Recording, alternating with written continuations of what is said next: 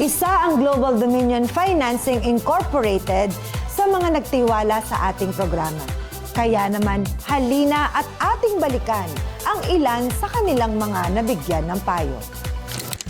Dahil nga negosyo goals ang ating programa, aba, goal namin na maipakilala ang mga iba't ibang negosyo na may kani-kanilang sikreto sa kanilang tagumpay. Pero ngayong Season 3, level up naman!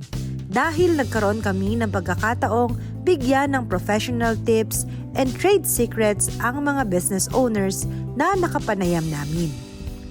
Kasabay syempre ng chance na matulungan sila sa expansion ng kanilang business, lahat ng yan sa tulong ng Global Dominion. Mula sa mga home-based businesses na nais magkaroon ng physical store or equipment upgrade.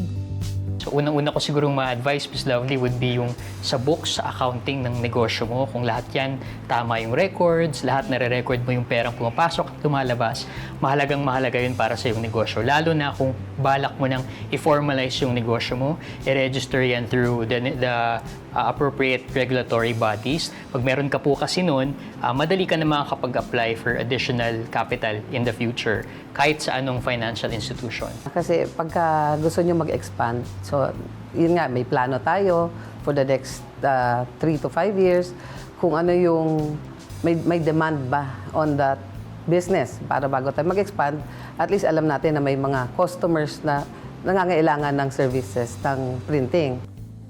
Pati na rin sa mga branch expansions.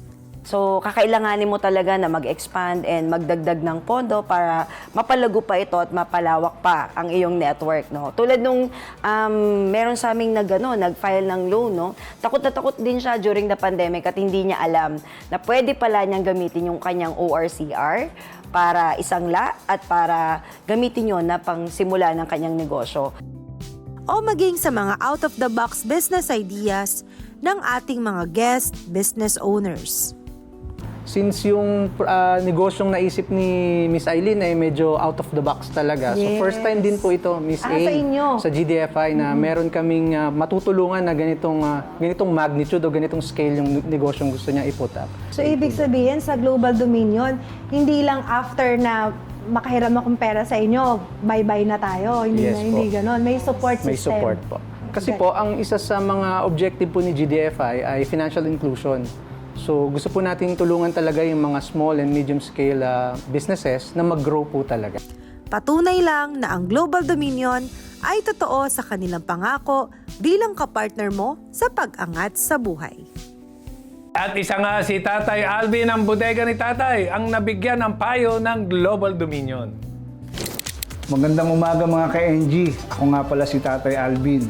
At 10 ng aking mga kasamahan sa bodega ni Tatay ay lubos na nagpapasalamat na maging bahagi ng segment na ito ng Negosyo Goals, ganoon na rin po sa Global Dominion. Hindi niyo po na itatanong, Sir Ayan, talagang napakalaking tulong po ng mga tips at na naibigay niyo po sa akin nung huli niyo akong dinalaw sa aking tindahan. Kaya ako po ay nagpapasalamat po. We appreciate din, Sir Tatay Alvin, no, na nagamit mo yung mga tips mula sa Global Dominion.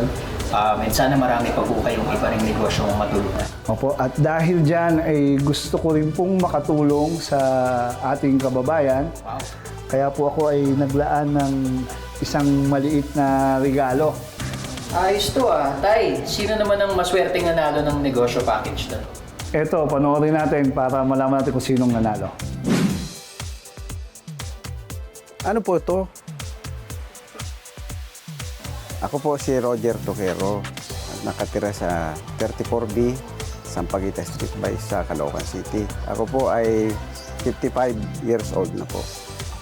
Ako po ay messenger sa ngayon po.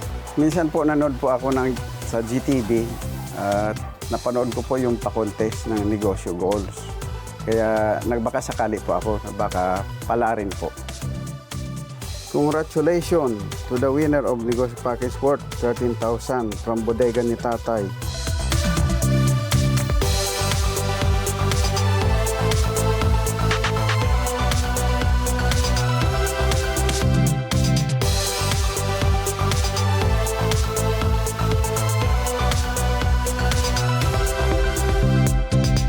hindi ako po makapaniwala sa nangyayari pong ito.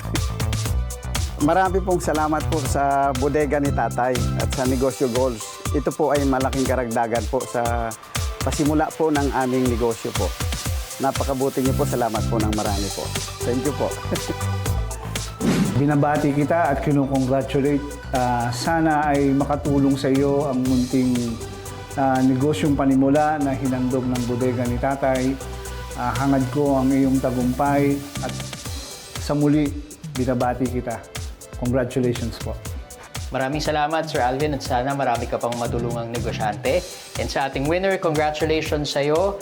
At huwag kang magdalawang isip na lumapit sa Global Dominion sa pagkakataon na kailangan mo na ng additional na kapital para sa pag-expand ng iyong negosyo. At sa iba rin pong mga negosyante na naghahanap ng pampuhunan or pang-extra capital para sa kanilang pag-expand, magpunta lamang po sa gdfi.com.ph. Salamat ulit, Sir Alvin. Maraming salamat Global Dominion at maraming salamat din Tatay Alvin sa negosyo package na handog mo. Congratulations sa ating winner. Mga ka-NG, huwag kayong aalis, magbabalik pa ang Negosyo Goals.